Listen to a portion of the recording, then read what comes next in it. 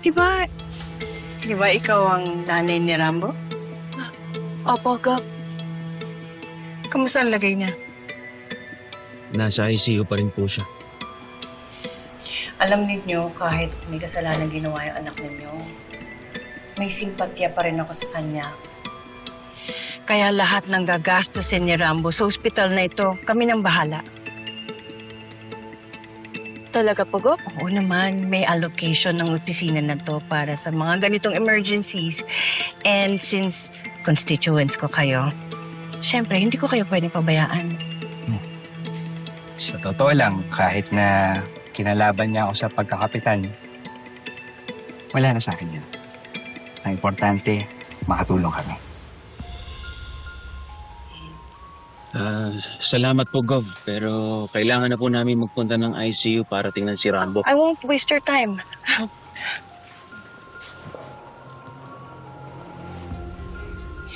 Nasa panalangin ko ang paggaling ni Rambo. Salamat po, Gab. Salamat po.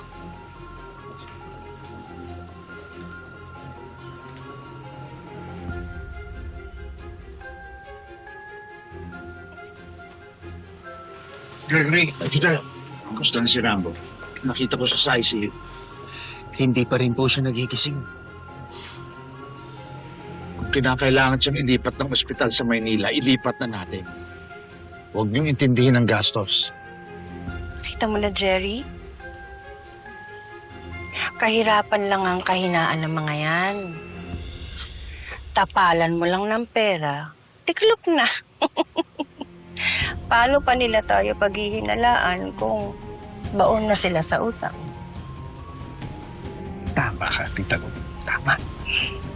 Pero, curious lang ako, ha?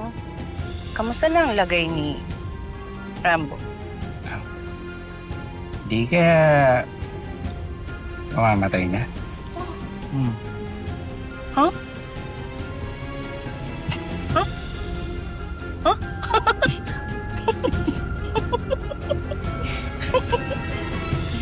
Sir, sabi po kasi ni Gob, siya na raw po bahala sa lahat ng gastos. Nakausap lang po namin siya kanina. Ano? Hindi maniniwala sa babaeng yon. Kala niya maluloko pa niya ako. Ano po ibig niyo sabihin? Wala akong tiwala sa kanya. Maarte lang yun. Para palabas na wala siyang kinalaman.